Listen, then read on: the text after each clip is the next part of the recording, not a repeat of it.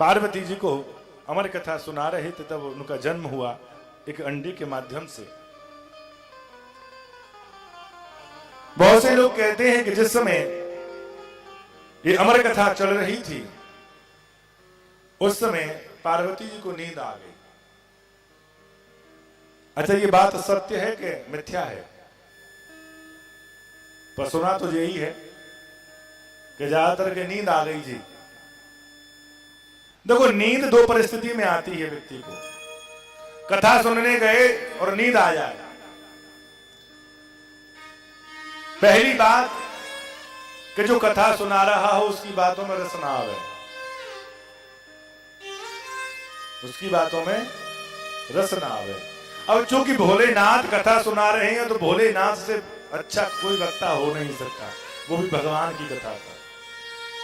दूसरी बात, जो सुनने वाला है वो मूर्ख हो, उसकी कोई समझ में ना आवे। और पार्वती से ज्यादा ज्ञानी कोई हो नहीं सकता। बताओ, जो शंकर की अर्धांगिनी है, क्या वो आलसी हो सकती है? वो मूर्ख हो सकती है? निद्रा आ सकती है? नहीं आ सकती। व्यासस्य भाषी समाधि नाम, कहते हैं व्यास की भाषा समाधि है। जब भोलेनाथ कहते हैं तो उनकी आंख बंद हो जाती है, कथा कहते हैं।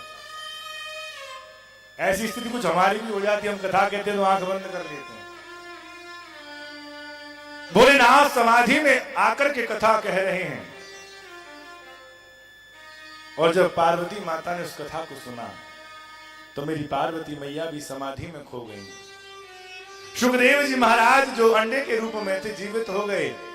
बोले, भोलेनाथ ने कहा था होंकार आती रहेगी तो कथा चलती रहेगी। माता भी समाधि में ध्यान में है, भोले बाबा भी समाधि में ध्यान में है। अगर माता ने होंकार देनी बंद कर दी तो फिर कथा कैसे पूरी होगी?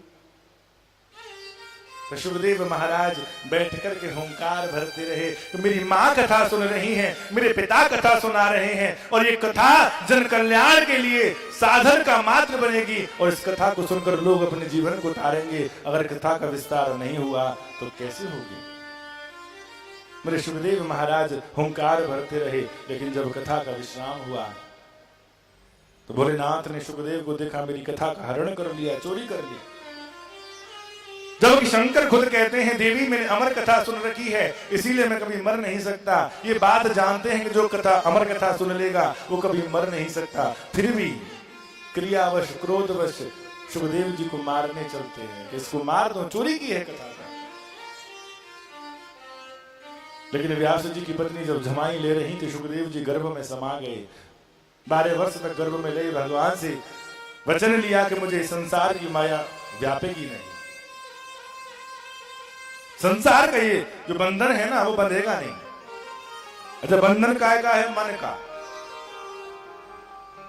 बंधन काय का है? मन का। ये बेटा है, ये बेटी है, ये पिता है, ये पुत्र है, ये पत्नी है, ये रिश्तेदार है। काय का बंधन? मन का। और मन का बंधन जिस समय छूटेगा ना, ना कोई पिता, ना कोई पुत्री, ना कोई बंधन नहीं है। कि मन के हारे हार है और मन के जीते जीत, और मन ही मिलावत राम सो, और मन ही कराए फजीत। मन के ही बंधन है प्यारे। सुखदेव जी महाराज जो जन्म लेते ही भागना प्रारंभ कर देते हैं, क्योंकि पता है कि यहां रुकूंगा तो मोह माया में पड़ जाऊंगा। भगवान नारायण की स्तुति की, नारायणं नमस्कृत्यं नरं चैव नरोत्तमं देवीं सरस्वतीं व्यासं ततो जयमुदीरये। मेरे नारायण जिनकी कृपा से सृष्टि चल रही है, इनकी कृपा से ही सब कुछ हमें प्राप्त है। मां शारदा जिनकी कृपा से हम बोल पा रहे हैं, गा पा रहे हैं, उच्चारण कर पा रहे हैं। सरस्वती मैया की कृपा ना हो तो हम बोल नहीं सकते। बुद्धि की देवी है। बुद्धि प्राप्त होती है, ज्ञान प्राप्त होता है। एक बार की बात है, सच्ची घटना है कि सभी लोगों ने मदन मोहन मालवीय जी का नाम तो सुना होगा। एक बार प्रयाग स्नान करने के लिए इलाहाबाद गए। प्रयाग इलाहाबाद जिसे कहते हैं, संगम पर स्नान करने के लिए गए हैं। घाट पर खड़े होकर के पंडा की प्रतीक्षा करने लगे, कोई पंडित जी मिल जाए तो हमारी पूजा करवा दें। मालवीय जी ढूंढने लगे इधर उधर। घाट पर एक पंडा जी महाराज आए, पंडित जी आए, बोले यजमान आपको पूजा करवानी है क्या? मालवीय जी बोले हाँ मुझे पूजन करवाना है, लेकिन पूजन से पहले शर्त है। बोले क्या शर्त है? तो पूजन से पहले शर्त है कि जितने भी आप श्लोक बोलोगे वो शुद्ध बोलोगे, त्रुटि नहीं होनी चाहिए उसमें। पंडा जी चक्कर में पड़ गए। भाई जैसे तैसे तो अपना जीवन व्यापन कर रहे हैं, कहीं ऐसा तो नहीं कोई ज्यादा ही विद्वान हो और हमने कुछ बोला और उन्होंने पकड़ लिया। मन में एक बार विचार आया छोड़ दूं, लेकिन जेब की ओर देखा कि जेब में कुछ है तो नहीं। अगर इन यजमान को भी छोड़ दूंगा तो संध्या की व्यवस्था कैसे होगी? पंडा जी बोले चिंता मत करो यजमान, मंत्र ऐसे शुद्ध पढ़ूंगा तुम भी देखते रह जाओगे, कोई बात नहीं। बोले पूजा की सामग्री ले लें? बोले हाँ। पूजा की सामग्री ली, कुछ मिष्ठान लिए, फूल फल लिए। नौका वाले को आवाज लगी, अरे भैया नावे की तरफ एक नौका को लेके आओ, संगम जाना है। नौका में जैसे चढ़े, नौका चलने लगी। मालवीय जी बोले महाराज मंत्रों का याद रखना शुद्ध। पंडा जी बोले ये तो भूला नहीं है अभी। नौका संगम के बीच में जाकर पहुंची। पंडा जी उतरे, मालवीय जी उतरे। मालवीय जी फिर पंडा जी मंत्रों का विशेष ध्यान रखिएगा। अब पंडा जी बेचारे फंस गए। बोले अब मैं क्या करूं? संगम में खड़े हो गए, हे गंगा मैया, मैंने तेरी अब तक पूजा की हो, चाहे जैसी भी करवाई हो, उसका फल मुझे तू आज दे। ये यजमान ऐसे पल्ले पड़े हैं, अब इन्हें शुद्ध मंत्र चाहिए। अगर मुझसे कोई त्रुटि हो गई तो मैं क्या करूंगा?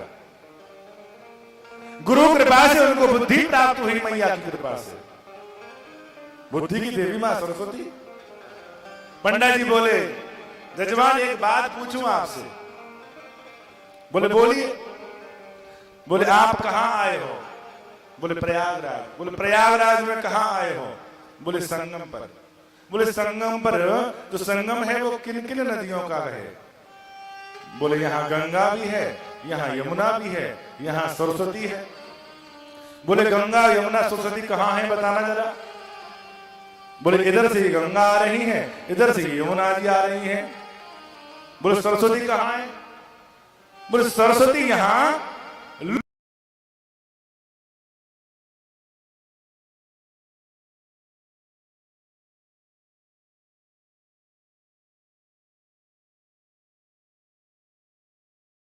लुप्त है।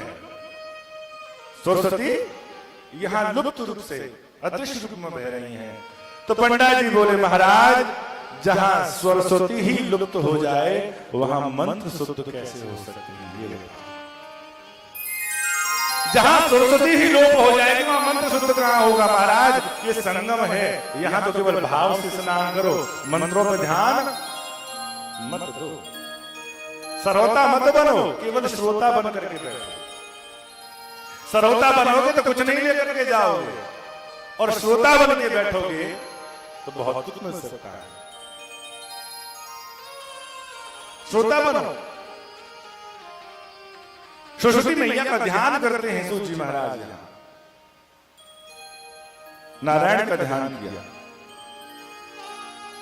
और आगे की कथा को प्रारंभ कर रहे हैं। बोले आप कह रहे हो कि शास्त्रों का सार क्या है? धर्मस्य ह्यापवर्गस्य नाथो याथोपकल्पते, नाथस्य धर्मे कांतस्य कामो लाभाय हि स्मृतः। उस शास्त्रों का सार क्या है जानते हो आप? शास्त्र केवल एक ही बात बताते हैं कि अपने मन को केवल गोविंद से जोड़ दो, अपने मन को धर्म से जोड़ दो। जब तक आप धर्म में मन को नहीं लगाओगे, भगवान में मन को नहीं लगाओगे, तो कितने भी शास्त्र जो है ना वो सब बेकार है, उनका सारा आपको समझ में नहीं आएगा। सभी वेद पुराण उपनिषद गीता भागवत रामायण चाहे कुरान हो बाइबल हो क्या कहती है? केवल अपने मन को अपने गोविंद से अपने भगवान से जोड़ने का काम करो। और हमारा सनातन धर्म तो कहता है केवल भगवान को भजो, अपने आप को इस शरीर से मुक्त करो। धर्म करो किस लिए? मोक्ष के लिए। धर्म का आचरण मोक्ष के लिए होना चाहिए, धर्म का आचरण अर्थ के लिए नहीं। हम धर्म करें और अर्थ की कामना करें, ये धर्म नहीं कहलाता। पहले लोग अर्थ कमाते थे धर्म करने के लिए।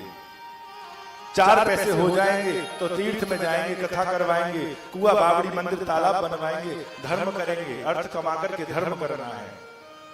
लेकिन आज के कलयुग में लोग धर्म करते हैं अर्थ कमाने के लिए। फैक्ट्री चल जाएगी तो कथा करवाएंगे, ये काम बन जाएगा तो ये करवाएंगे।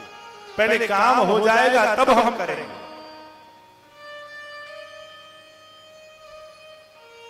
लोग गुरुओं के पास जाते हैं, संतों के पास जाते हैं, देवालय में जाते हैं, तीर्थों में जाते हैं, तो वहां जाकर ये नहीं कहते प्रभु हमारा मन आप में कैसे लगे, प्रभु गोविंद आपकी प्राप्ति हमें कैसे हो। गुरु ब्राह्मण के पास संत के पास जाते हैं तो केवल व्यापार का उपाय पूछते हैं, महाराज बड़े घाटे चल रहे हैं, व्यापार कैसे बढ़िया होगा ये बताओ।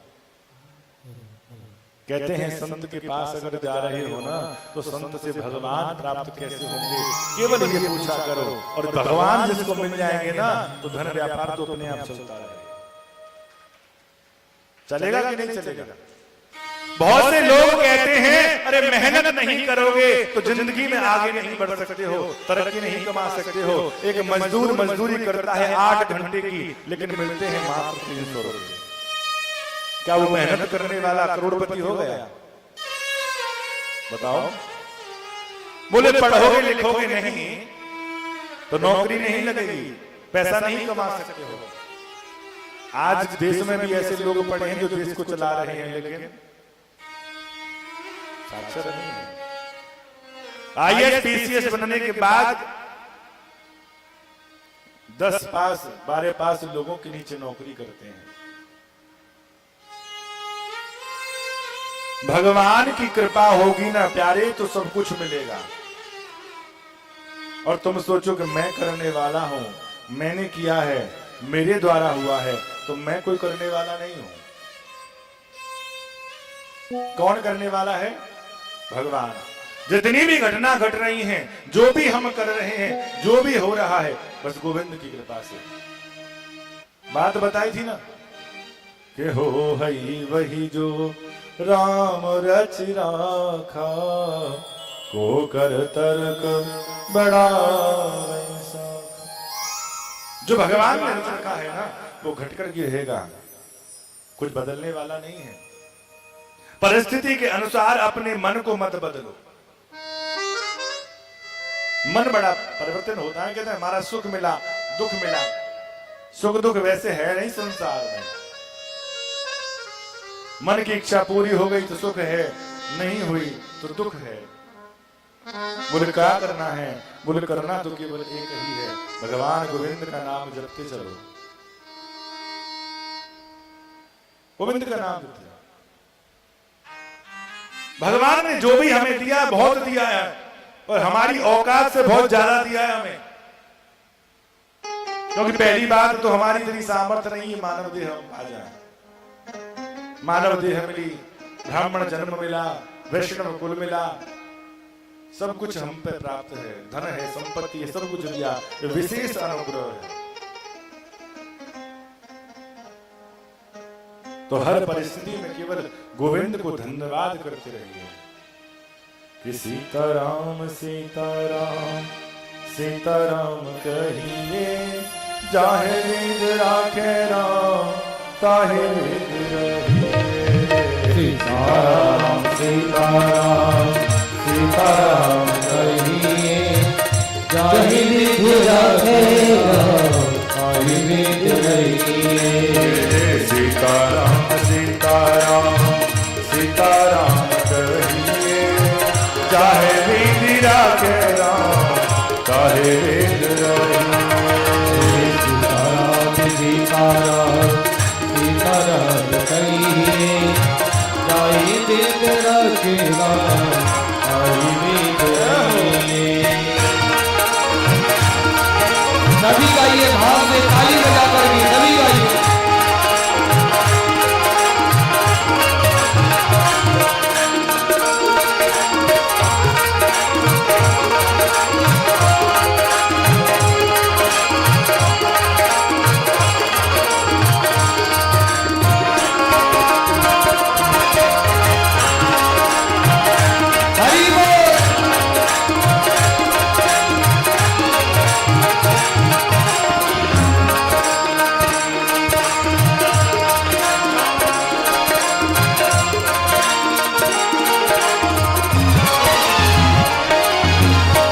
मुख में हो राम नाम, राम सेवा हाथ में। मुख में हो राम नाम, राम सेवा हाथ में। मुख में हो राम नाम, राम सेवा हाथ में। मुख में हो राम नाम, राम सेवा हाथ में। तू अकेला नहीं प्यारे, राम तेरे साथ में। तू अकेला प्यारे, राम तेरे साथ में। तू अकेला नहीं प्यारे, राम तेरे साथ में। तू अकेला प्यारे, राम तेरे साथ में। धन्यवाद निर्वाद बार बार कहिए, धन्यवाद निर्वाद बार बार कहिए। चाहे वेद राखे राम चाहे वेद रहिए। सीताराम सीताराम सीताराम कहिए, जाहि विधि राखे राम ताहि विधि रहिए। हरि ताली बजाती भाव से गाइए।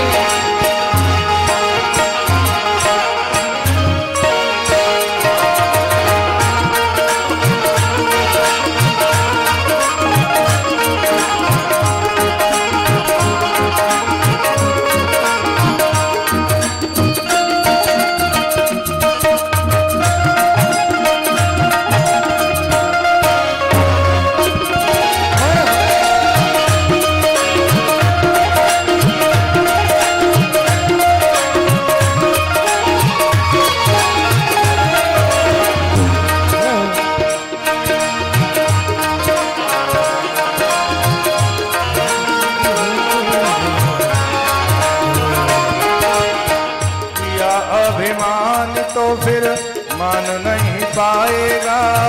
किया अभिमान तो फिर मान नहीं पाएगा। किया अभिमान तो फिर मान नहीं पाएगा। किया अभिमान तो फिर मान नहीं पाएगा। होगा प्यार वही जो श्री राम जी को भाएगा। होगा प्यार वही जो फिर राम जी को भाएगा। होगा प्यार वही जो श्री राम जी को भाएगा। होगा प्यार वही जो फिर राम जी को भाएगा। फल आशा त्याग शुभ काम करते रहिए। फल आशा त्याग शुभ काम करते रहिए। चाहे विधि राखे राम चाहे वेद रहिए। हरि बोल। सीताराम सीताराम सीताराम कहिए, जाहि विधि राखे राम ताहि विधि रहिए।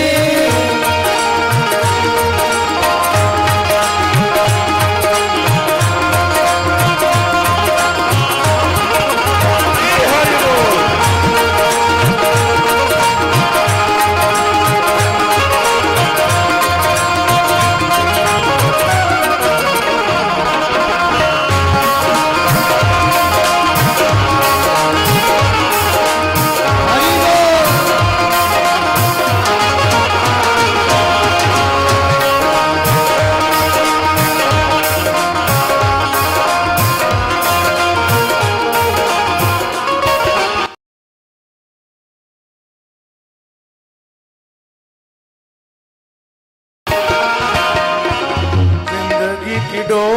सौंप हाथ दीननाथ के। जिंदगी की डोर सौंप हाथ दीननाथ के। जिंदगी की डोर सौंप हाथ दीननाथ के। जिंदगी की डोर सौंप हाथ दीननाथ के। महलों में राखे चाहे झोपड़ी में वास दे। महलों में राखे चाहे झोपड़ी में वास दे। बड़े महलों में राखे चाहे झोपड़ी में वास दे। महलों में राखे चाहे झोपड़ी में वास दे। जिंदगी की डोर सौंप हाथ दीना नाथ के, और महलों में राखे चाहे झोपड़ी में वास दे। आपको अगर रहने को झोपड़ी मिल रही है ना, तो मानना कृपा है। महल मिल रहे हैं, मानना कृपा है। और कुछ भी न मिले तो मानना कृपा है।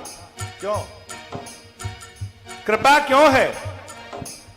एक नगर में एक वयोवृद्ध ब्राह्मण थे, पांडित कर्म किया करते थे।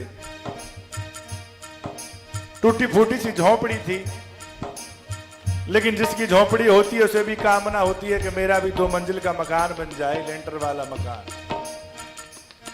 धीरे धीरे करके पैसे जोड़ना शुरू किया। कभी कभी किसी यजमान ने भी सहयोग कर दिया, महाराज जब मकान बनवाओ तो हमें बता देना, इतनी ईंट हम भिजवा देंगे, इतना सीमेंट हम दिलवा देंगे, आप हमारे कुल गुरु हो, आचार्य हो। पंडित जी महाराज ने धीरे धीरे करके कुछ पैसे जोड़े, एक प्लॉट पर सुंदर मकान बनवाना प्रारंभ किया। लोगों ने सहयोग देना प्रारंभ किया। 1 मंजिल बनी, 2 मंजिल बनकर तैयार हो गई। घर का पूरा काम समाप्त हो गया। पंडित जी महाराज ने मुहूर्त देखा, आज से 2 दिन के बाद शुभ मुहूर्त है। पंडित जी महाराज तैयारी करने में लग गए। अब मुहूर्त की तैयारी करनी है, बुलावा भी लगवा दिया, लिपाई पुताई चालू हो गई, पूजा का सामान भी आ गया।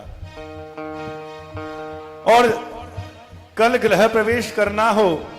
आज रात्रि को पंडित जी सोए अपनी कुटिया में, पुरानी सी झोपड़ी थी। रात के 12-1 बजे भूकंप आता है, भूचाल आता है, और इतना भयंकर भूकंप कि जितने भी बड़े बड़े मकान, पक्के मकान बने थे, वो सभी मकान टूट गए। अब झोपड़ी में तो कोई पिलर है नहीं, कोई दीवार है नहीं, बांस की है, थोड़ी बहुत हली तो पंडित जी महाराज ने पकड़ ली। रात में जैसे तैसे घंटा 2 घंटा के बाद तूफान शांत हुआ, भूकंप शांत हुआ, सो गए बेचारे। लेकिन सुबह उठे, जहां पंडित जी महाराज ने अपना सुंदर भवन बनाया था, भूकंप ने उस भवन को तहस नहस कर दिया। पूरा जो मकान सुंदर, जिसमें लाखों रुपए लगे, जीवन भर की पूंजी लगी, वो एक मलबे के ढेर में परिवर्तित हो गया। जितने भी लोगों ने सहयोग किया था बेचारे दुखी होने लगे, अड़ोसी पड़ोसी भी दुखी होने लगे। भाई पंडित जी महाराज ने 1-1 पैसा जोड़कर ये घर बनाया था, और देखो भगवान की कैसी निष्ठुर कृपा कि रात में भूकंप आया और पूरा मकान टूट गया। कुछ लोग पंडित जी महाराज के पास गए, बोले पंडित जी महाराज आपका मकान टूट गया, जाकर के देख लो। पंडित जी महाराज दौड़े दौड़े गए, देखा पूरा मकान मलबे में बदल गया। ये देखकर पंडित जी महाराज जोर जोर से हंसने लगे। अब कुछ लोग बोले पंडित जी महाराज को सदमा लगा है। भाई जिसकी जिंदगी भर की पूंजी और मिट्टी के ढेर में बन जाए तो सदमा लगेगा। कुछ लोग बोले अरे पंडित जी महाराज आप पागल हो गए हो क्या, तुम्हारे लाखों रुपए का मकान चकनाचूर हो गया और तुम्हें हंसी आ रही है। अरे वो तुम जानते नहीं हो मुझे हंसी क्यों आ रही है। बोले क्यों? बोले अभी बताता हूं। पंडित जी महाराज भागे भागे गए बाजार में, एक दुकान पे से मिठाई लेकर के आए। और जितने भी लोग वहां खड़े थे सब लोगों को मिठाई देने लगे। अब लोग चिंता में हैं, पंडित जी महाराज का मकान टूट गया और ये मिठाई बांट रहे हैं, पागल हो गए हैं क्या? कोई खाता नहीं है। पंडित जी महाराज लास्ट में एक लड्डू उठाया, अपने मुख में रख लिया, फिर हंसने लगे। एक पड़ोसी बोला, पंडित जी महाराज ज्यादा बड़ा सदमा लगा है, क्या हुआ? अरे कोई बात नहीं, चिंता मत करो। जिंदगी की डोर सौंप हाथ दीना ना।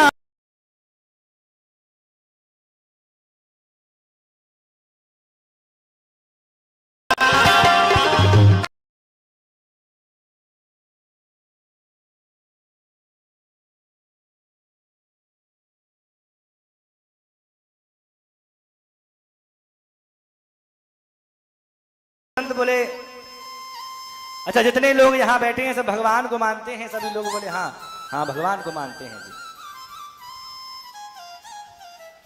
तो लोग संत बोले, ये बताओ भगवान एक है कि अनेक है? तो सभी लोग बोले भगवान तो एक है। अच्छा बोले अपनी आंखें बंद करो। सभी लोगों ने आंखें बंद कर ली। संत बोले अब जो जो मैं बोलूं वो वस्तु आप अपनी आंख बंद करके देखना। ठीक है महाराज। संत ने कहा गधा दिखाई दे रहा है सबको। अब आंख बंद करने के बाद जैसा गधा होता है सबको दिखाई देने लगा। बोले गधा दिखा? बोले हाँ दिखाई दे रहा है। सबको दे रहा है? बोले हाँ। बोले अब हाथी देखो। हाथी दिखाई दे रहा है? बोले हाँ जी हाथी दिखाई दे रहा है। बोले अब ऊंट देखो। ऊंट दिखाई दे रहा है? बोले हाँ दिखाई दे रहा है। तो संत बोले भगवान दिखाई दे रहे हैं? संत बोले अच्छा जितने लोग यहाँ बैठे हैं सब भगवान को मानते हैं? सभी लोग बोले हाँ हाँ भगवान को मानते हैं जी। तो लोग संत बोले, ये बताओ भगवान एक है कि अनेक है? तो सभी लोग बोले भगवान तो एक है। अच्छा बोले अपनी आंखें बंद करो। सभी लोगों ने आंखें बंद कर ली। संत बोले अब जो जो मैं बोलूं वो वस्तु आप अपनी आंख बंद करके देखना। ठीक है महाराज। संत ने कहा गधा दिखाई दे रहा है सबको। अब आंख बंद करने के बाद जैसा गधा होता है सबको दिखाई देने लगा। बोले गधा दिखा? बोले हाँ दिखाई दे रहा है। सबको दे रहा है? बोले हाँ। बोले अब हाथी देखो। हाथी दिखाई दे रहा है? बोले हाँ जी हाथी दिखाई दे रहा है। बोले अब ऊंट देखो। ऊंट दिखाई दे रहा है? बोले हाँ दिखाई दे रहा है। तो संत बोले भगवान दिखाई दे रहे हैं? बोले हाँ दिखाई दे रहे हैं। बोले एक जैसे हैं या अलग अलग हैं? बोलो किस किस को क्या दिखाई दे रहा है? एक बोला मुझे दुर्गा जी दिखाई दे रही हैं। एक बोला शंकर जी दिख रहे हैं जी। एक बोला राम दिख रहे हैं। एक बोला कृष्ण दिख रहे हैं। एक बोला खाटू श्याम दिख रहे हैं। आजकल खाटू श्याम बहुत जा रहे हैं लोग बाहर। बोल खाटू नरेश की। संत बोले अभी मैंने तुम्हें गधा देखने के लिए बोला, दिखाई दिया? बोले हाँ। कैसा था? बोले एक जैसा था। बोले हाथी? बोले वो भी एक जैसा था। बोले ऊंट? बोले वो भी एक जैसा था। बोले भगवान? वो तो अलग अलग दिखाई दे रहा है। वो तुम तो कह रहे थे भगवान एक है, ये तो अलग अलग दिखाई दे रहा है। भगवान एक नहीं है, भगवान है ही नहीं। बोले क्यों? कि जब भगवान होता तो अलग अलग क्यों दिखाई देता? अब लोग चक्कर में पड़ गए। बोले बात तो ठीक कहते हैं, अगर भगवान एक होता सबको एक जैसा दिखाई देता, अलग अलग तो दिखाई देता। अब जो संत बैठे थे बोले इसने तो हमारी गद्दी खराब कर दी, चेले इसके बन गए। महाराज जी की ओर देखा, महाराज जी मुस्कुराने लगे। बोले मेरी वाह हो रही है। संत भी पक्के गुरु के चेला। बोले बहुत अच्छी बात, हमारे आए हुए अतिथि ने बहुत ही अच्छा प्रश्न पूछा, बड़ा ही अच्छा उत्तर दिया। अब थोड़ा सा कुछ प्रश्न मैं भी पूछना चाहता हूं, आप भी उत्तर दीजिएगा। बोले हाँ हाँ बिल्कुल। संत ने जो पहले बैठे हुए थे, पूजन करा रहे थे, कथा कह रहे थे, बोले सबको गधा दिखाई दे रहा है? बोले हाँ महाराज गधा दिखाई दे रहा है। बोले हाथी दिखाई दे रहा है? बोले हाँ हाथी दिखाई दे रहा है। बोले ऊंट दिखाई दे रहा है? बोले हाँ दिखाई दे रहा है। बोले अपने अपने बाप दिखाई दे रहे हैं? बोले हाँ दिखाई दे रहे हैं। बोले आंखें खोलो। बोले मैंने कहा कि बाप दिखाई दे रहा है? बोले हाँ। वो तेरा बाप इसका बाप है क्या? नहीं। इसका बाप तेरा बाप है क्या? नहीं। बोले बाप तो एक है? बोले हाँ। फिर अलग अलग क्यों दिखाई दे रहा है? अलग अलग क्यों दिखाई दे रहा है? बोले भाव केवल इतना सा है कि भगवान अवतार धारण करते हैं भक्तों के लिए। क्या? कि जाकी रही भावना जैसी और प्रभु मूरत देखी तिन तैसी। और जिसका जैसा भाव होता है भगवान वैसे ही रूप धारण कर लेते हैं। जैसा भाव प्रकट करते हैं, भगवान तो एक ही है, लेकिन जब जब भक्त भगवान को याद करता है, जिस परिस्थिति में याद करता है, वैसा ही रूप मेरे गोविंद धारण कर लेते हैं। भगवान के 24 अवतार और पूर्ण अवतार में 18वां और 20वां अवतार राम और कृष्ण का दोनों एक ही रूप में है। कि राम कृष्ण दो एक हैं और अंतर नहीं निमेष, और इनके नयन गंभीर हैं, इनके चपल विशेष। राम और कृष्ण दोनों एक ही बात है, बस अंतर है केवल वंदन का और अनुकरण का। राम अनुकरणीय है, राम का अनुकरण करना है, जैसा जैसा राम ने किया वैसा करो। और कृष्ण वंदनीय है, पूजनीय है। राम जो करते हैं वैसा करना है, और कृष्ण जो कहते हैं वैसा करना है। कृष्ण जो करते हैं वैसा करने मत चले जाना। बहुत से लोग कभी कभी हास परिहास में कह देते हैं, पंडित जी एक बात बताओ, कृष्ण भगवान की 16,108 रानियां थी, हम 2-4 और कर लेंगे तो क्या बुराई है? क्यों जी? उनकी तो 16,108 थी। बोले कृष्ण भगवान ने 7 कोस के गिरिराज को 7 दिन 7 रातों तक इस नख पे धारण किया। तुम एक कुंटली उठा के देख लो। कृष्ण भगवान ने तो भयंकर पूतना का दूध पिया जिसमें विष लगा था। तुम एक सल्फासी खा के देख लो। बराबरी करने जा रहे हो तो पहले जो छोटेपन पे काम किए हैं उन कामों को पहले करो। शादी तो जब बड़े हो गए तब करी थी। बोले महाराज ऐसा करेंगे तो मर नहीं जाएंगे। बोले कृष्ण का अनुकरण नहीं करना है, कृष्ण जो कहते हैं वो करो, कृष्ण जो करते हैं वो नहीं करना। और राम अनुकरणीय है, राम ने जो किया वैसा करो तो तुम्हारा जीवन, गृहस्थ जीवन जो है अयोध्या बन जाएगा। भगवान अवतार धारण करते हैं।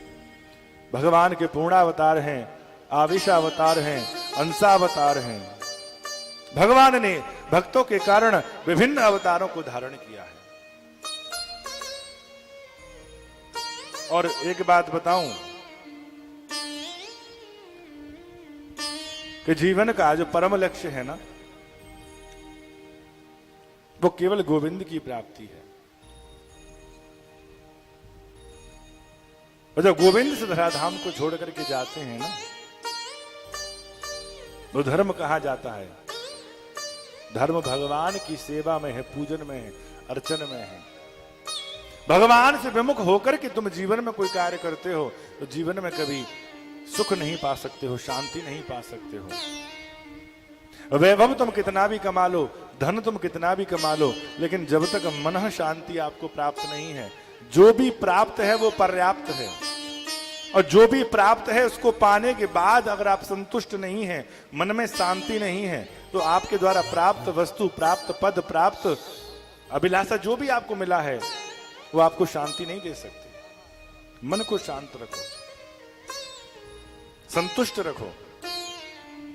और जो मन की शांति में आनंद लेते हैं, जिनका मन शांत रहता है, मन जिनका शांति सरोवर में स्नान करता है ना, उनका कल्याण हो जाता है। मन को शांत रखना प्रारंभ करो। हो मन शांति सरोवर में नहाया करो, मन शांति। मन को शांति का सरोवर है, उसमें रोज स्नान करवाओ।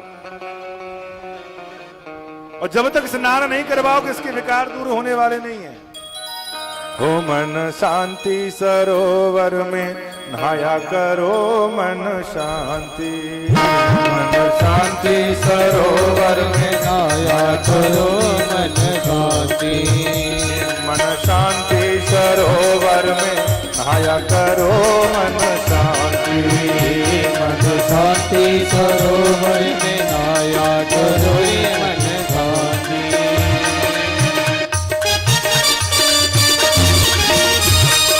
हरि बोल।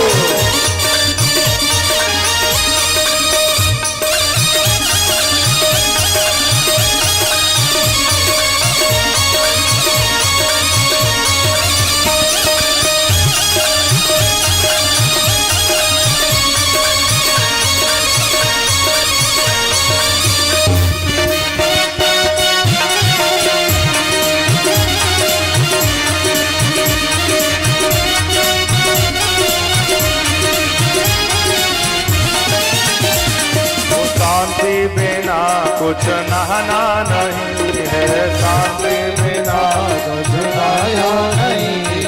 वो शांति बिना कुछ नहाना नहीं है, शांति बिना कुछ नहाया नहीं है। देखो शांति बिना नहाना नहीं है।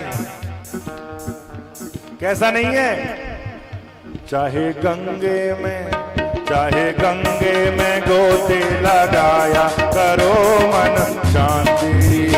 चाहे गंगे सरोवर में नहाया करो रे, मन शांति।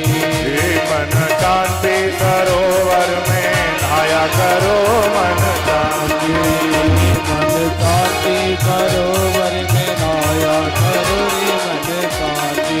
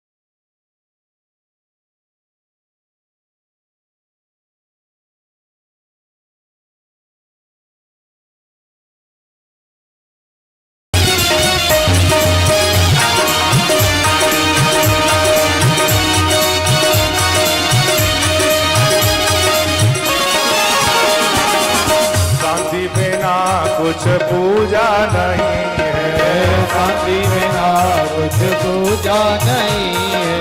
शांति बिना कुछ पूजा नहीं है, शांति बिना कुछ पूजा नहीं है। चाहे लोटे पे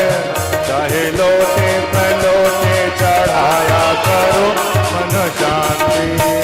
चाहे लोटे पे लोटे लगाया करो रे, मन शांति।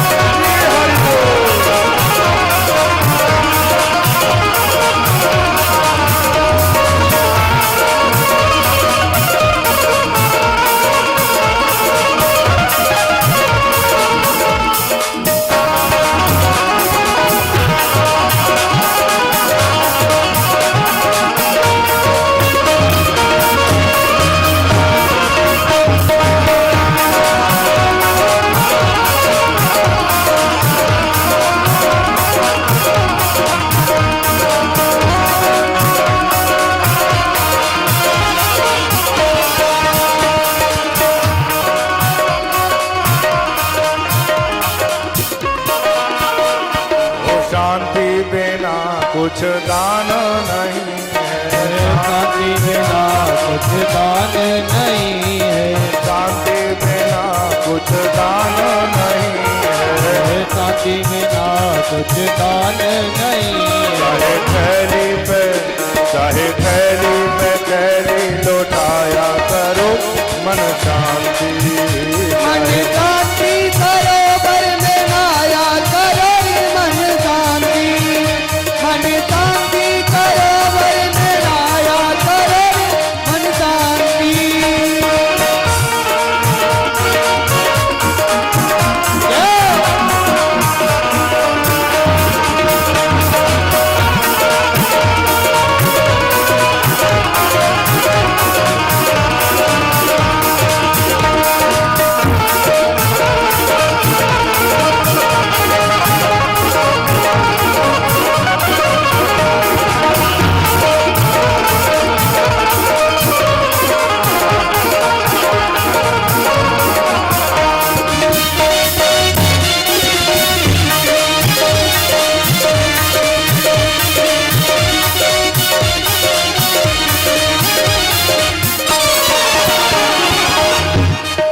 शांति बिना कुछ भोजन नहीं है। शांति बिना कुछ भोजन नहीं है। शांति बिना कुछ भोजन नहीं है। शांति बिना कुछ भोजन नहीं है। चाहे हलवा पूरी खाया करो मन शांति। मन शांति करो बर में नाया करो मन शांति। मन शांति करो बर में नाया करो मन शांति। मन शांति सरोवर में आया करो मन शांति। मन शांति करो बर में नाया करो मन शांति। मन शांति सरोवर में आया करो मन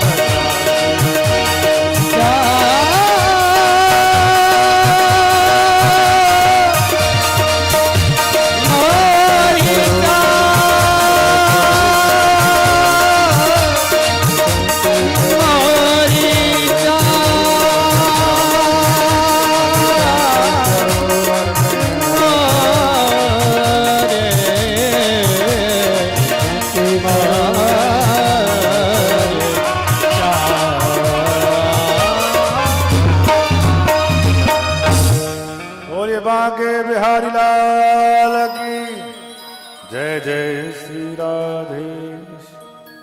मन जब तक हमारा शांत नहीं है, हमारे द्वारा किया हुआ कोई भी कार्य सुख नहीं दे सकता। अब कहते हैं कि शांति बिना तरना नहीं हो पाता है। कहते हैं गंगा के घाट पर अनेकों लोग जाते हैं, स्नान करते हैं, मुक्त नहीं हो पाते। और शास्त्र कहते हैं कि मरने के बाद अगर गंगा में अस्थियां विसर्जित कर दी जाएं तो मुक्ति प्राप्त हो जाती है। अच्छा, मुक्ति भी शांति के बाद मिलती है। जलने के बाद आदमी का मन और तन दोनों शांत हो जाते हैं, और शांत के बाद जब अस्थियां गंगा में विसर्जित हो जाती हैं तो शांति से सोता है।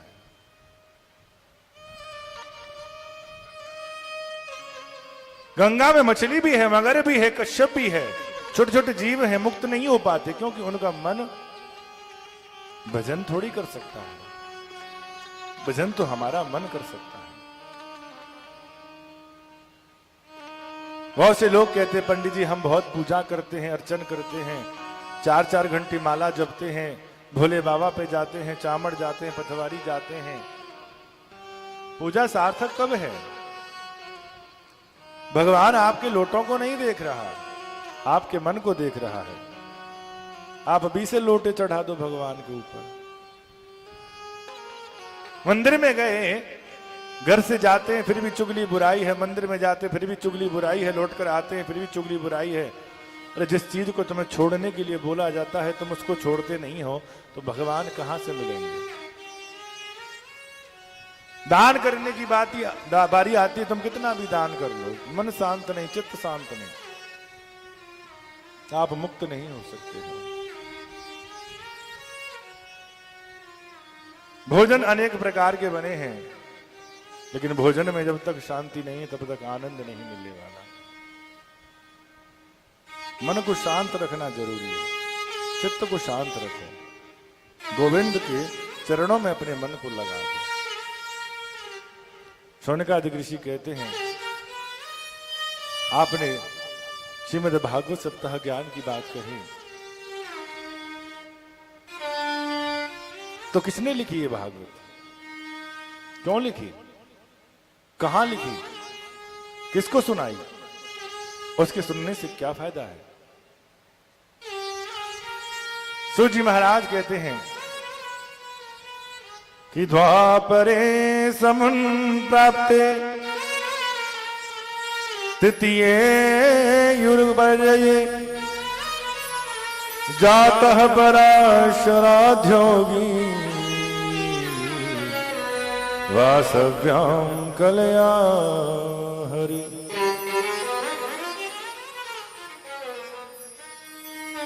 वासवी और व्यास जी के जो परम प्रिय पुत्र हैं, पाराशर जी के जो पुत्र हैं व्यास जी महाराज, उनके द्वारा ये भागवत लिखी गई। और व्यास जी महाराज ने 4 वेद 6 शास्त्र 18 पुराणों की रचना कर ली, लेकिन उनका मन शांत नहीं हुआ, मन आज भी दुखी है। सरस्वती के किनारे पर व्यास जी महाराज बैठे हैं, बड़ी चिंता की मुद्रा में हैं। उनको देख करके नारद जी का आगमन होता है। नारायण नारायण। नारद जी को देख करके व्यास जी महाराज ने उनका स्वागत किया, सुंदर आसन पर विराजमान करवाया। नारद जी ने कहा, व्यास जी आप बड़े चिंतित दिखाई देते हो, क्या बात है। व्यास जी कहने लगे, नहीं कोई बात नहीं है। नहीं कोई तो बात है। व्यास जी कहते हैं, मैंने अन्य को पुराण शास्त्र लिखे, वेदों की रचनाएं की, लेकिन फिर भी मेरा मन संतुष्ट अभी तक नहीं हुआ, क्या करूं। नारद जी बोले, आपने शास्त्र तो लिखे, वेद लिखे, लेकिन अभी तक आज तक आपने भगवान के बारे में कुछ नहीं लिखा जिससे भगवान को प्राप्त किया जाए।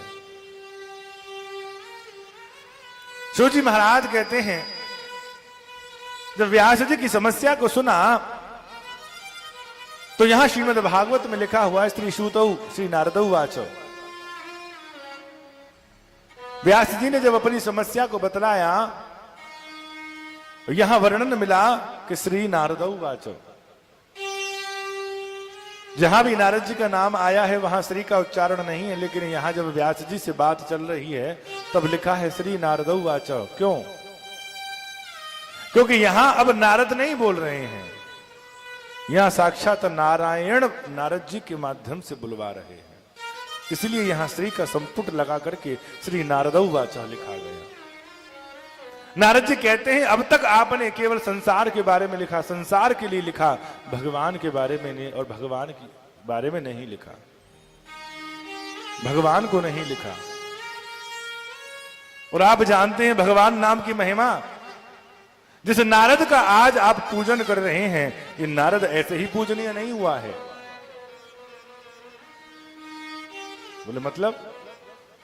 बोले मैंने भी महाराज अनेकों जन्म धारण किए हैं, और धारण करने के बाद ये नारद देह मुझे प्राप्त हुई कि अहम पुरातीत भवे भवम मुने दास्यासु कश्याशन वेदवादिना निरूपितो बालक एक योगिनो सुस्मयिता विषम निर्विवेक्षिता। कि मुझे जो देह मिली है ना, वो ऐसे नहीं मिलेगी। बोलो मेरा भी पुराना इतिहास है, सुनो। बोलो मैं एक दासी पुत्र था। जब मैं छोटा था मेरे पिता का देहावसान हो गया। माता ने अपने सतीत्व की रक्षा के लिए कुछ ब्राह्मणों के आश्रम पर कार्य करने का काम शुरू कर दिया। गोमाता की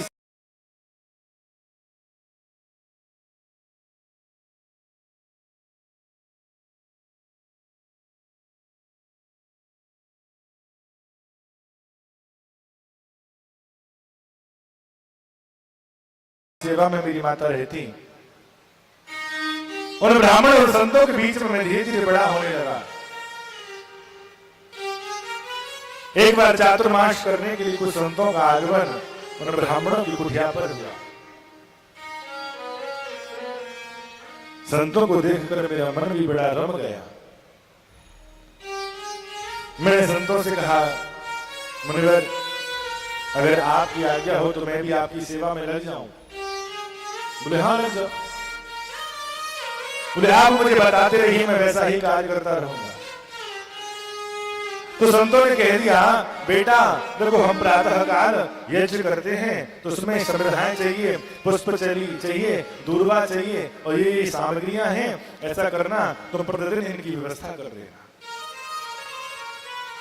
नारद जी कहते हैं, मुझे जिम्मेदारी जब मिली, सूर्योदय से पहले उठ जाता था, जंगल में जाकर समृद्धाएं एकत्रित करता, फिर पुष्प चयन करके लाता, दूर्वा लाता, बिल्वपत्र लाता, सारी सामग्री जैसी चाहिए, जिस जगह चाहिए वैसी ही मैं व्यवस्थित कर देता।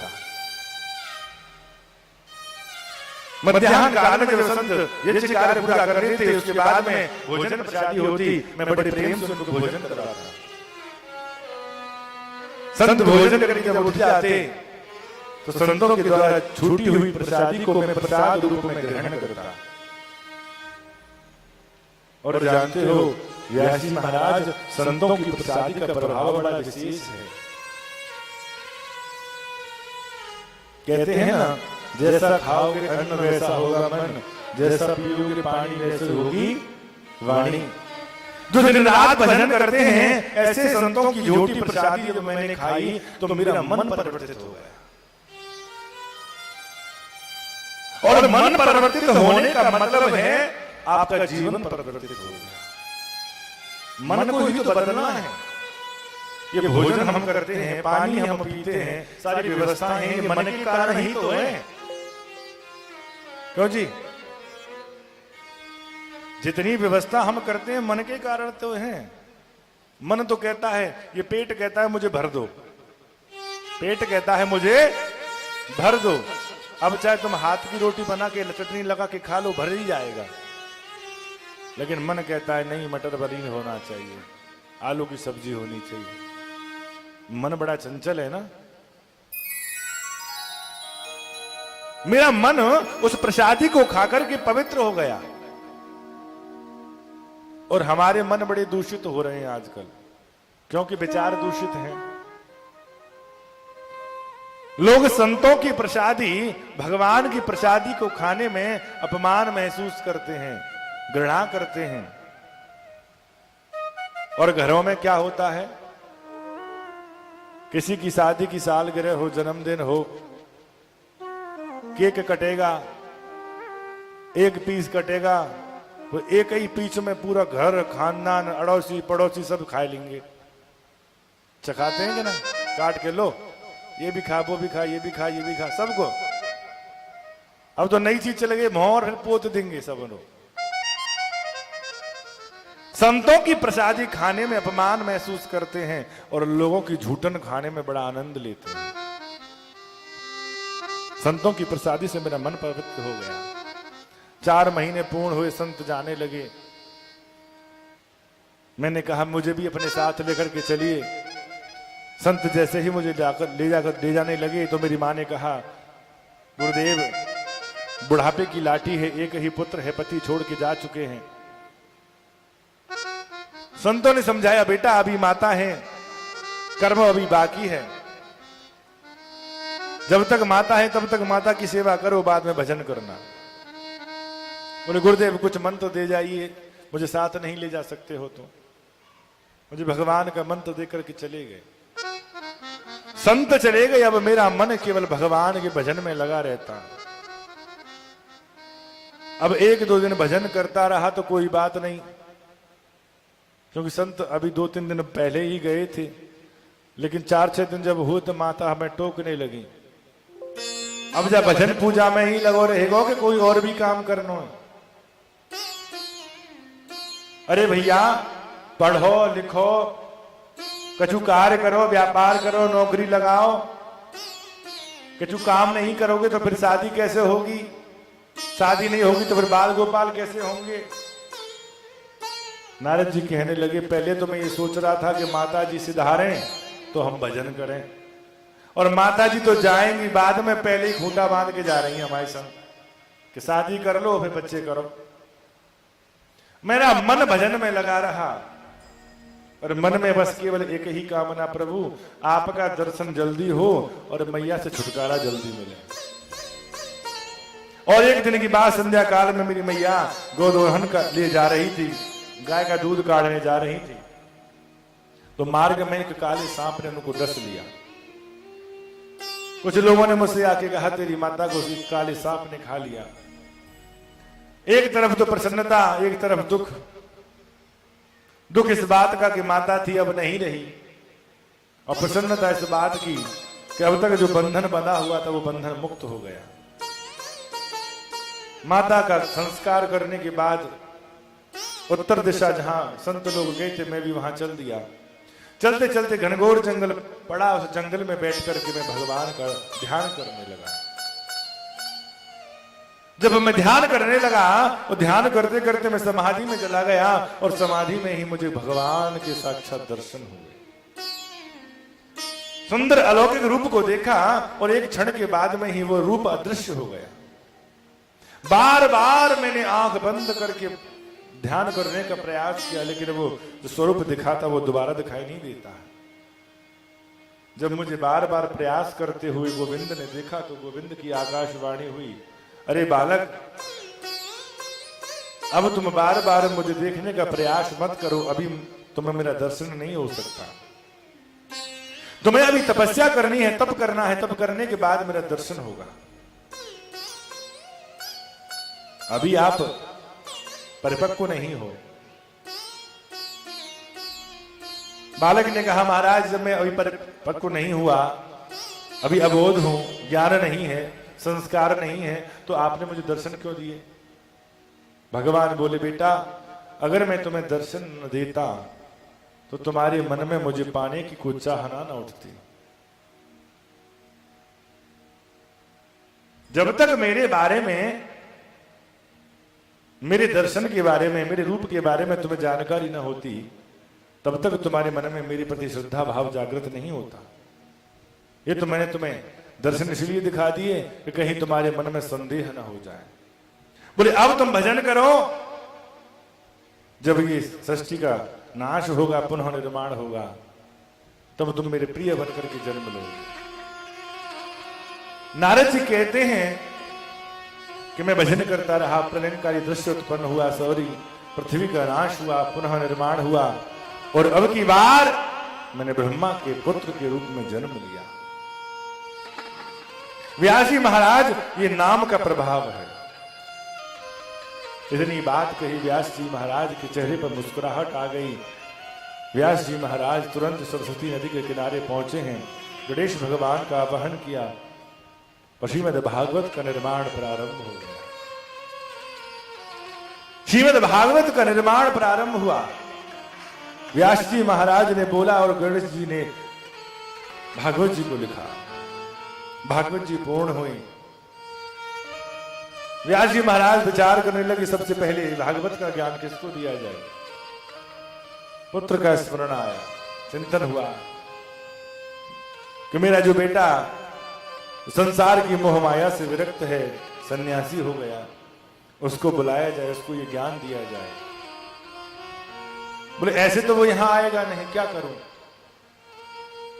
नारद जी ने कहा कि भगवान के रूप में इतना प्रभाव है कि जो उनके बारे में सुनता है खिंचा चला आता है। कुछ शिष्यों को बुलाकर कुछ श्लोक रटा दिए, कहा कि जंगल में जाकर के इन श्लोकों का आप स्मरण करना, गुणगान करना, और अगर मेरा पुत्र तुम्हें मिल जाए तो उसे मेरे पास ले आना। शिष्य से गुरुओं से आज्ञा लेकर शिष्य चल दिए, जंगल में गुणगान गाने लगे। वरहा पीड़म नटवर भपो कर्णयो कर्णकारम विव्रतवासक कनक कथिशम वैजयन् रंध्रान वेणोरधर सुधया पूरयन् गोपवन्दे वृन्दारण्यं सुपदरमणं प्राविशद गीतकीर्ति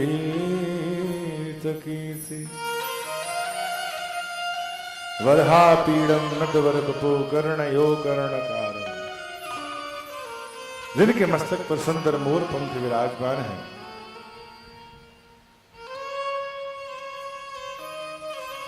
कानों में कनेर के पुष्प लगे हुए हैं, वैजंती मोती की जिनके गले में माला विराजमान है, सुंदर पीतांबर जिनकी कमर पे बंधा हुआ है, उस पीतांबर के अंदर मुरली भी है। अति सुंदर कोमल पैर हैं, पैरों में पजनियां हैं, और अपने वृंद सखाओं के साथ, गोप सखाओं के साथ संध्या काल में मेरे गोविंद वृंदावन की पावन भूमि में प्रवेश कर रहे हैं। भगवान के रूप का इतना सुंदर वर्णन जब सुखदेव जी के कानों में पड़ा, सुखदेव जी का मन भगवान की ओर खिंचा चला गया। इसका इतना रूप सुंदर है, चाल सुंदर है, स्वभाव सुंदर है, भाव सुंदर है, तो देखने में कितना सुंदर होगा।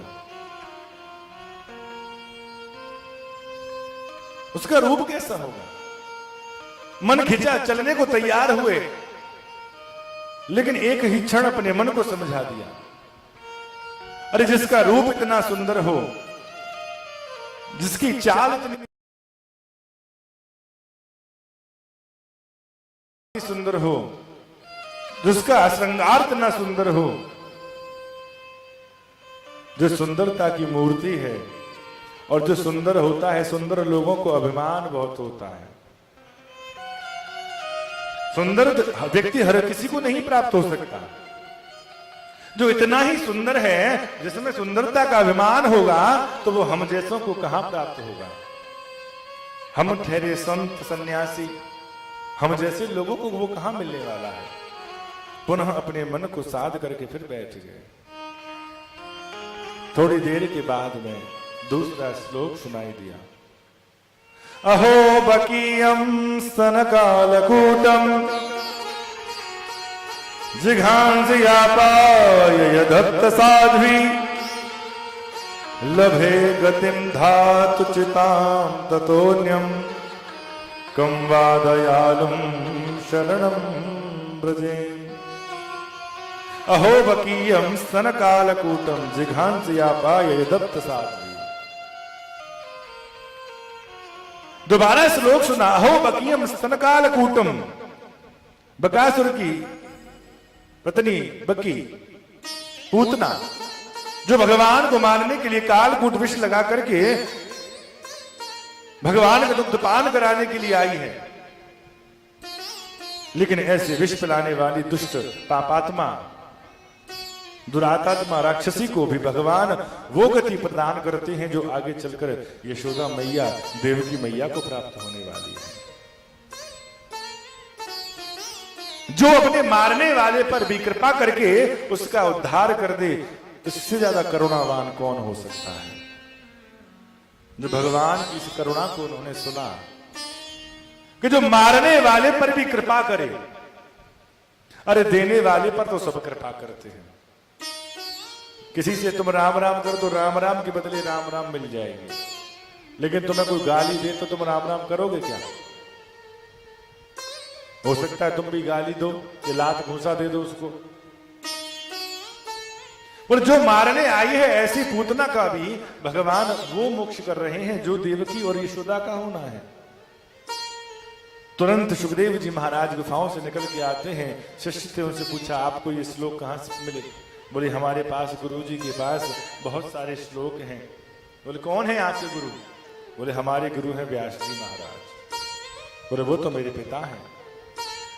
सुखदेव जी महाराज भगवान के सुंदर वर्णों को सुनने के लिए व्यास जी महाराज के पास आए हैं। और जैसे ही व्यास जी महाराज ने सुखदेव जी को देखा, मन में विचार करने लगे कि जो पुत्र पैदा होते ही मुझे छोड़ करके भाग गया था, आज भगवान का गुणगान गाने से वही पुत्र लौट करके घर वापस आ गया।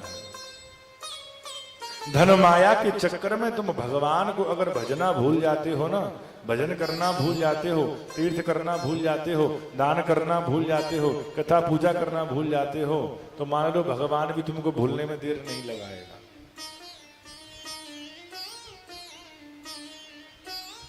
धन माया के चक्कर में भगवान को भूलोगे तो धन माया से भी हाथ धो बैठोगे, और भगवान का ध्यान करते रहोगे तो धन माया तो अपने आप चलेगी। क्योंकि कलयुग में किस देवता की महत्ता है पता है?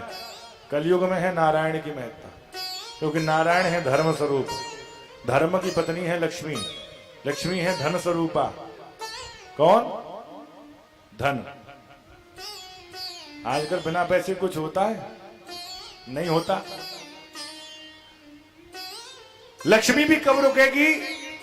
जब धर्म रूपी नारायण हमारे जीवन में आ जाएंगे तो लक्ष्मी स्वरूपा धन हमारे घर में विराजमान रहेगा। और धर्म रूपी नारायण हमारे घर में, हमारे जीवन में नहीं है तो लक्ष्मी स्वरूपा धन हमारे घर में नहीं रुकेगा। क्यों? एक बात बताइए, आप कोई वस्तु किसी को सौंपते हो तो जिम्मेदारी से सौंपोगे? क्यों जी? सौंपते हो कि नहीं? आज आपने ये हमें सौंपा है, जिम्मेदारी है भैया, सारी व्यवस्थाएं रहें। अच्छा, अगर हम इस समय तोड़ फोड़ शुरू कर दें तो क्या करोगे? आज खाई सो खाई, आगे खाई सो राम दुहाई, यही तो करोगे। कोई वस्तु हम आपको विश्वास से दे रहे हैं, उस वस्तु का आप दुरुपयोग करना प्रारंभ कर दो तो अगली बार से वो वस्तु आपको मिलने वाली नहीं है। तो धर्म रूपी नारायण लक्ष्मी को कहां भेजेंगे? लक्ष्मी तो पत्नी है ना उनकी, तो पत्नी को कहां भेजा जाता है? जहां विश्वास हो, जहां धर्म हो, जहां धैर्य हो, जहां प्रेम हो, जहां स्नेह हो, जहां वात्सल्य हो, जहां करुणा हो, वहीं तो लक्ष्मी रुकेगी। और जिस घर में लड़ाई हो रही तो आदमी क्या कहेगा, तुम क्या कर भी गई यहां पहले?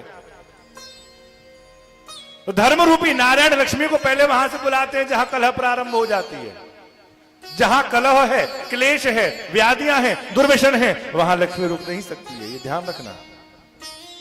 लक्ष्मी रुकती है जहां धर्म रूपी नारायण विराजमान होते हैं, वहीं लक्ष्मी स्वरूपा धन भी विराजमान रहता है। ऐसे थोड़ी रुक जाएगी लक्ष्मी। जहां पति है वहां पत्नी रुकती है, पर पति को कोई नहीं पूछता। आजकल पत्नियों के पीछे ज्यादा पड़ते हैं। लक्ष्मी जी आओ, लक्ष्मी जी कृपा करो। बोले हाँ, आज तुम पे कृपा करो, कल तुम दुर्व्यसन करना है इस धन का। जो व्याधियां हैं काहे से आती हैं? धन से ही तो आती हैं। बोले जहां मेरा नारायण होगा मैं तो वहीं जाकर के रहूंगी, मैं ऐसे थोड़ी रह लूंगी किसी के यहां। जहां धर्म है वहीं नारायण है, और जहां धर्म नहीं है वहां नारायण नहीं। व्यास जी महाराज ने भागवत जी को लिखा, भगवान के बारे में लिखा, भगवान का ध्यान किया, तो जो पुत्र छोड़कर चला गया था वही पुत्र वापस आया है ज्ञान लेने के लिए। व्यास जी महाराज ने श्रीमद् भागवत का ज्ञान सुखदेव जी को दिया। सुखदेव जी महाराज ने उस ज्ञान सिंधु में ऐसे गोते लगाए, ऐसे गोते लगाए, ऐसे गोते लगाए कि व्यासस्य भासी समाधि नाम, कि जब भी भागवत का स्मरण करते उस समाधि में चले जाते। यही भागवत समय आने पर सुखदेव जी महाराज ने राजा परीक्षित को सुनाई। शौनकादिक ऋषि कहते हैं, सो जी महाराज, राजा परीक्षित को सुखदेव जी महाराज ने ये भागवत क्यों सुनाई? ऐसी क्या परिस्थिति उत्पन्न हो गई? ऐसा क्या वाकया हुआ? सो जी महाराज कहते हैं कि यदा म्रधे कौरव संजयानाम वीरेश्वशो वीर गतिम गतेषु अकोरतर व्यतक्त गधा विमर्श भग्नोरुदंडे धृतराष्ट्रपुत्रे। ये बात उस समय की है जिस समय महाभारत चल रहा था। और महाभारत की जब घोषणा हुई कि युद्ध होना है, सेना का बंटवारा होना था, भगवान अपने कक्ष में लेटे हुए थे। अर्जुन भगवान से मिलने के लिए पहुंचते हैं और जाकर के गोविंद के चरणों की ओर बैठ जाते हैं। गोविंद के चरणों का दबाना प्रारंभ कर देते हैं। अर्जुन गोविंद के चरणों की सेवा कर रहे हैं। उसी बीच में दुर्योधन भी आता है, लेकिन अर्जुन को चरणों की ओर बैठा हुआ देख करके मुस्कुराया। कायर है, डर की वजह से पैरों में बैठे हुए हैं। दुर्योधन जहां भगवान लेटे हुए थे उनके सिर की ओर जाकर के बैठ गया। बहुत देर तक अर्जुन गोविंद के चरण पादों की सेवा करता रहा, लेकिन अर्जुन सेवा कर रहे हैं, मन में कृष्ण कृष्ण कृष्ण कृष्ण जाप चल रहा है। कृष्ण कृष्ण जाप करते करते अर्जुन की आंखों से अश्रुधारा बहने लगी, और जब प्रेम के अश्रु गोविंद के चरणों के से स्पर्श करते हैं और जहां वो प्रेम का अश्रु गोविंद के चरणों से गिरा, गोविंद की आंखें खुल गई। गोविंद की आंखें खुली। गोविंद ने तुरंत देखा अर्जुन बैठे हुए हैं। गोविंद भगवान बैठ गए। अब जहां मैं लेटा हूं, यहां मेरी कोई सेवा कर रहा हो, बैठूंगा तो दृष्टि सबसे पहले सामने बैठे व्यक्ति पर जाती है। अर्जुन को देखा, भाव विभोर हो गए। अर्जुन तुम रो रहे हो, क्या बात है? बोले गोविंद बस मदद लेने के लिए आया हूं, आपकी शरण में हूं, आपकी सहायता चाहिए। इतनी ही देर में पीछे बैठे दुर्योधन ने कहा, द्वारकाधीश हम भी बैठे हुए हैं। भगवान ने मुड़कर के टेढ़ी निगाह करके दुर्योधन को देखा। बोले अच्छा तुम भी हो? सूत जी महाराज कहते हैं, शौनकादिक ऋषि हो, आधा खेल तो यही हो गया। क्योंकि जो भगवान के सन्मुख आ जाता है ना, भगवान उसका कल्याण कर देते हैं, और जिस पर भगवान की टेढ़ी निगाह हो जाए ना, उसका कल्याण करने वाला कोई नहीं है। बिहारी मोरी तुमसे जुड़ी गई प्यार, बिहारी मोरी तुमसे जुड़ी गई प्यार, बिहारी मोरी तुमसे जुड़ी गई प्यार, बिहारी मोरी तुमसे जुड़ गई प्रीत। हाँ तुमसे जुड़ी गई, तुमसे जुड़ी गई, तुमसे जुड़ गई, तुमसे जुड़ गई, तुमसे जुड़ी गई, तुमसे जुड़ी गई, तुमसे जुड़ गई, तुमसे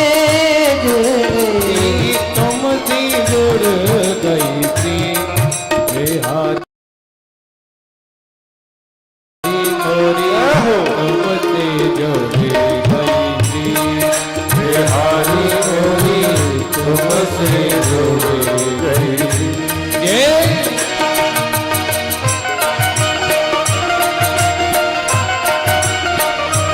ताली बजा के भाव की गाई।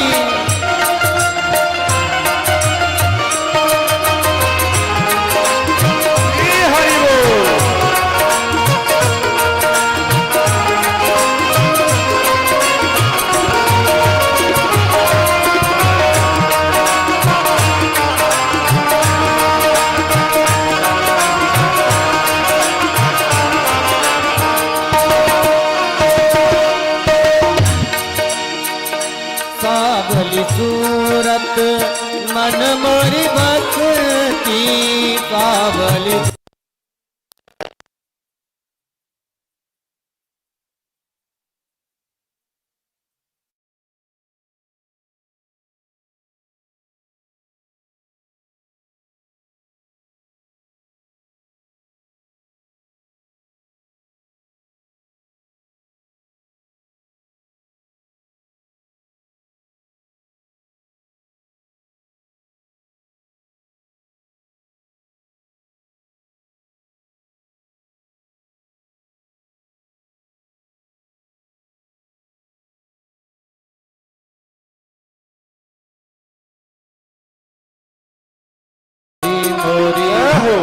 तेज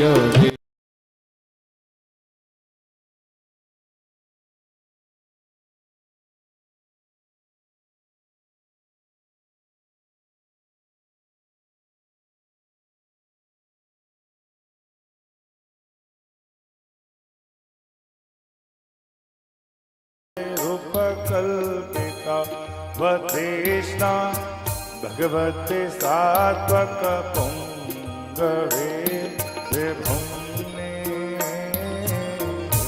मत रूपकल्पिता वदेष्णा भगवते सात्वक पुंगवे विभुम्ने।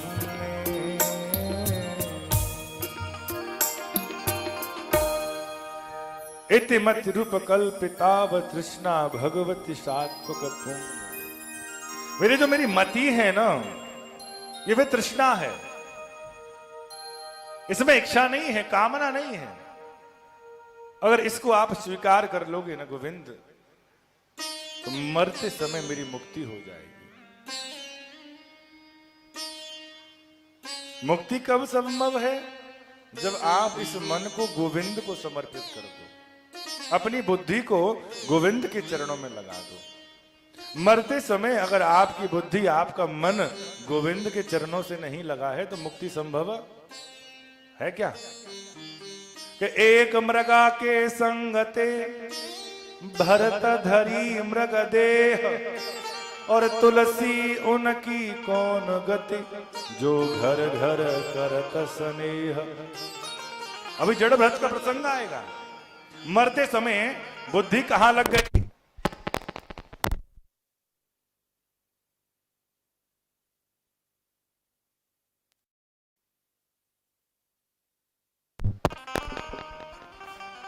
मरते समय बुद्धि कहां थी? हिरण के बच्चे में। और मरते समय हिरण को याद करते रहे और क्या मिला? हिरण का देह। तो यहां भीष्म पितामह कह रहे मेरी जो बुद्धि है ना, उसको तुम ले लो अपने चरणों में। और जहां तुम्हारे चरणों में ये बुद्धि लग गई ना, तो इसकी अधोगति नहीं होगी, मुक्त हो जाए। अपनी मति को गोविंद के चरणों में समर्पित करके, इधर उत्तरायण का समय होता है और भीष्म पितामह ने गोविंद को निहारते हुए अपने प्राणों का त्याग किया। और इतना ही उनसे निवेदन किया कि गोविंद मेरी मुक्ति हो, मुझे स्थान मिले, तो केवल आपके।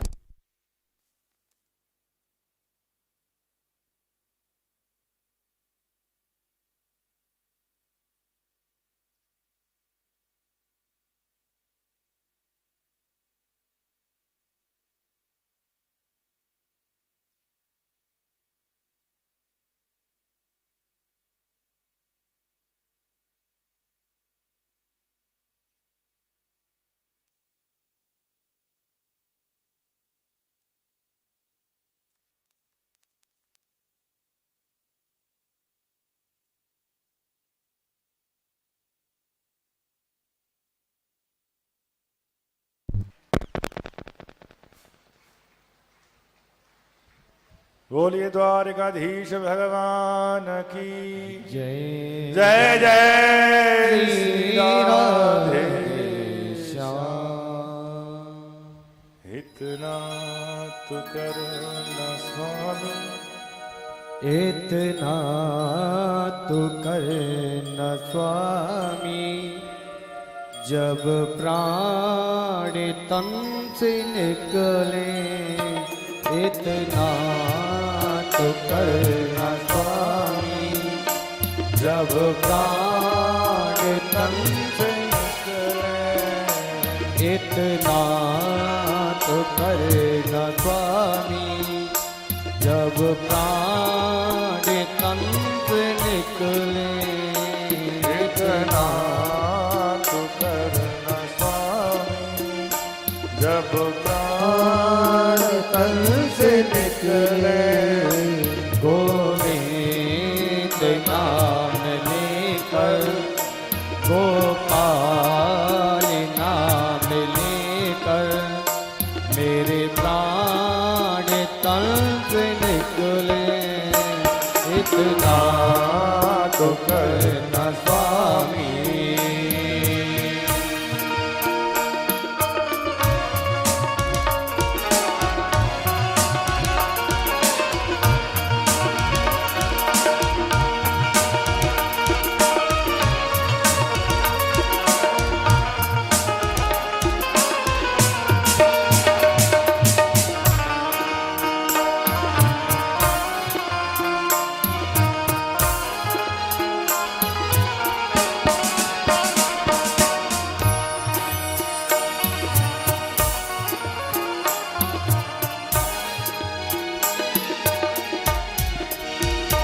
श्री गंगा जी का तट हो, यमुना का बंसीवट हो।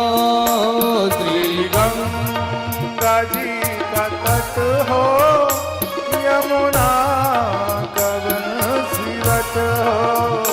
श्री गंगा जी का तट हो, यमुना का बंसीवट हो। श्री गंगा जी का तट हो, यमुना का बंसीवट हो। मेरा था बेरा निकट हो, मेरा था बेरा निकट हो। जब प्राण तन से निकले, तो करना स्वामी। जब प्राण तन से निकले, जय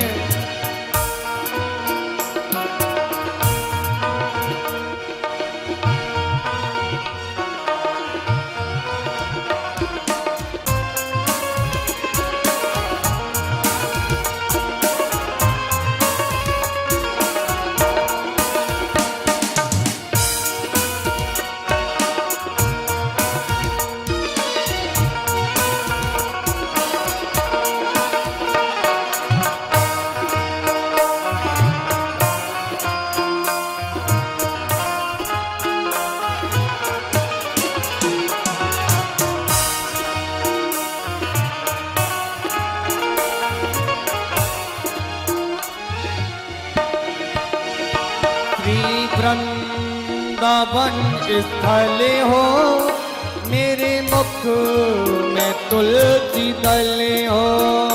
श्री स्थल हो, मुखड़े तुलसी दल हो। श्री वृंदावन स्थल हो, मेरे मुख में तुलसी दल हो। श्री वृंदावन स्थल हो, मुखड़े में तुलसी दल हो। विष्णु चरण का जल हो, विष्णु चरण का जल हो। जब प्राण तन से निकले, इतना तो करना स्वामी। जब प्राण तन से निकले, इतना तो करना स्वामी। जब प्राण तन से निकले। बोलिए द्वारिकाधीश भगवान की जय। जय श्री राधेश्याम। यहाँ विश्वपितामह ने अपनी बुद्धि को भगवान के चरणों में समर्पित किया और मोक्ष को प्राप्त किया। ऐसे ही हमारी जो ब्रजवासिन है ना, ब्रजवासिन जो है ना, वो भी गोविंद के सहारे रहती हैं और लाला के चक्कर में बड़ी बावरी हो जाती हैं। लाला जैसा कहता है वैसा ही वो काम करती है। एक ग्वाले ने कहने लगी दूसरी ग्वाले से, अरे सखी देखी जा, लाला के कारण हमने घर बार छोड़ा, परिवार छोड़ा, पति छोड़ा, वस्त्र त्याग दिए, सब कुछ त्याग दिया, और इसने तो हमें क्या बना दिया, जोगनिया। कौन बनाया? जोगनिया। ये छलिया है ना, बड़ा निष्ठुर है, निर्दयी है। हमसे प्रेम किया, प्रीति की, हमें तो यह वृंदावन में बसाया और खुद बस गया जाकर के मथुरा में। हमें तो बावरिया बनाए गयोरी। अच्छा, कितने लोगों को ठाकुर ने बावरिया बनाया है? पागल माने ये नहीं कि किसी में ईंट मारो। हमें तो बावरिया बनाए गयोरी, हमें तो बावरिया बनाए गयोरी, हमें तो बावरिया बनाए गयोरी, हमें तो बावरिया बनाए गयोरी। ये छलिया नंद को लालारी, ये छलिया नंद कोरी लालारी, ये काना नंद को लालारी, ये काना नंद कोरी लालारी। हमें तो बावरिया बनाए गयोरी, हमें तो बावरिया बनाए गयोरी, हमें तो बावरिया बनाए गयोरी।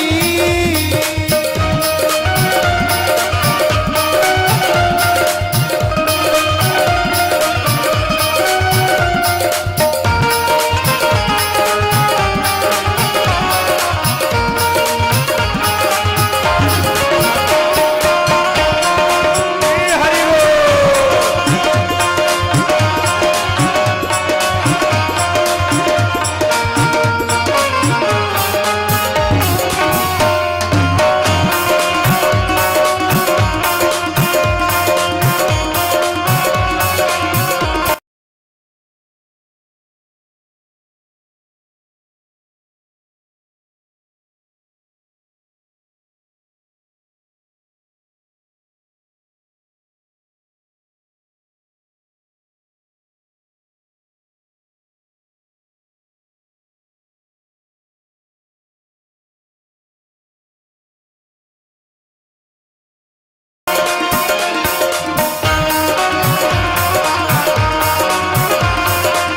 ताली बजा के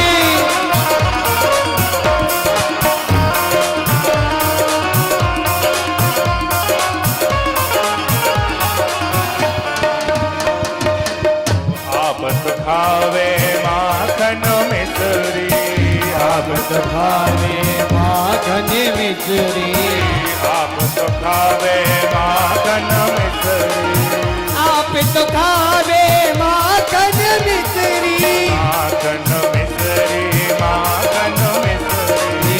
माखन मिश्री, माखन मिश्री। हमें तो खट्टी दधिया चखाए गयोरी, हमें तो दधिया चखाए गयोरी। यशोदानंद कोरी लालारी, हमें तो वो कन्या बनाए गयोरी, हमें तो वो वेदन बनाए गयोरी।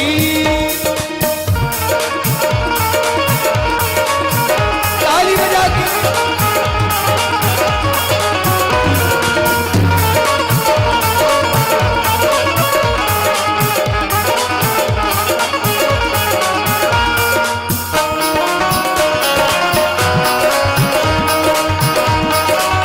हरि बोल।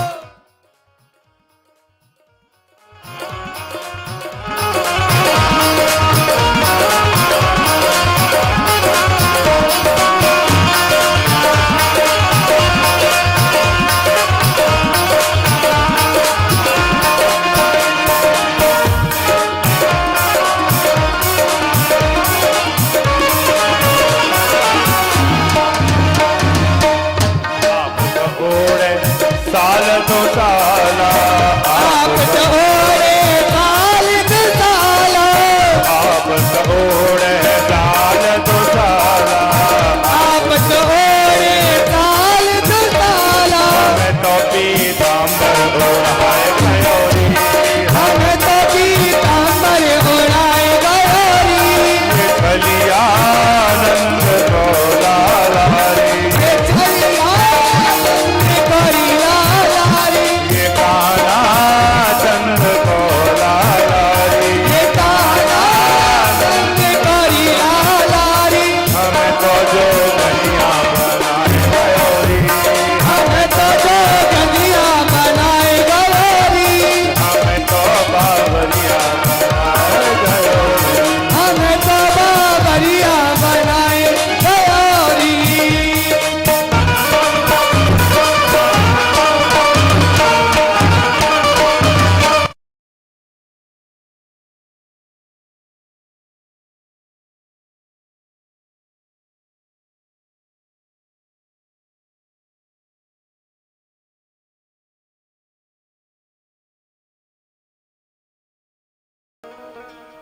और तुम तो गिलासवासी हो, तो तुम पे समय से नहीं आया जाता। यहां तो हाथरस से भी बहुत से लोग आए हैं, मथुरा से भी बहुत से लोग आए हैं। अब जो मथुरा और हाथरस से आ रहा है, यहां से तो बहुत दूर है, तो कम से कम तुम तो अड़ोसी पड़ोसी हो, तो निकल के आया करो। खुद भी आओ और पड़ोसियों को भी साथ लेकर के आओ। आइए सभी लोग अपने अपने स्थायी योग स्थान पर खड़े होंगे और कल कथा समय का विशेष ध्यान रखना है। 1 बजे से सभी लोग यहां उपस्थित हो जाएं। कल नरसिंह लीला, नरसिंह वध आप सब लोगों के बीच में सन्मुख होगा। भगवान की सुंदर झांकी नरसिंह वध की संध्या काल के समय उसका मंचन कथा के माध्यम से सभी को दिखाया जाएगा। और ये जो आरती की थालियां दी जाती हैं, आप सभी लोगों को ध्यान से सुनिए। परीक्षित जी को छोड़कर बाकी जिन लोगों के पास थालियां होती हैं, वो एक दूसरे को देते रहो पूरी आरती में। एक ही व्यक्ति पकड़ के खड़ा ना हो जाए, पीछे तक घूम जाए थाली, सब लोगों को इस आरती को करने का सुअवसर प्राप्त हो। बोलिए भागवत महापुराण की जय हो। वागे बिहारी लाल की जय हो। चंद्रमौलेश्वर भोलेनाथ की जय हो। हमारी मैया की जय हो। हमारी मैया की जय हो। सदगुरुदेव महाराज की जय हो। जय जय श्रीनाथ। सभी लोग आरती की थाली लेंगे। विशेष ध्यान रखें, आरती की थाली सब लोगों का सुअवसर प्राप्त हो, ऐसा घुमाते रहे सभी लोगों के पास में।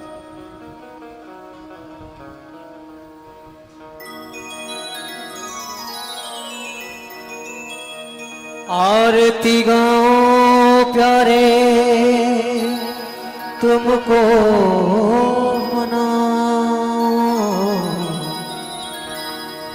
बाके बिहारी तेरी आरती गाओ, बाके बिहारी तेरी आरती गाओ, हे गिरधर तेरी आरती गाओ, हे गिरधर तेरी आरती गाओ। मोर मुकुट तेरे शीश पे सो है, और मुकुट तेरे तीत गजोए, मोर मुकुट तेरे शीश पे सो है, और मुकुट तेरे शीश गजोए। ओ प्यारी मुरलिया मेरा मन मोहे, प्यारी मुरलिया मेरा मन मोहे। ओ या छग पे बलि हारी बेटा,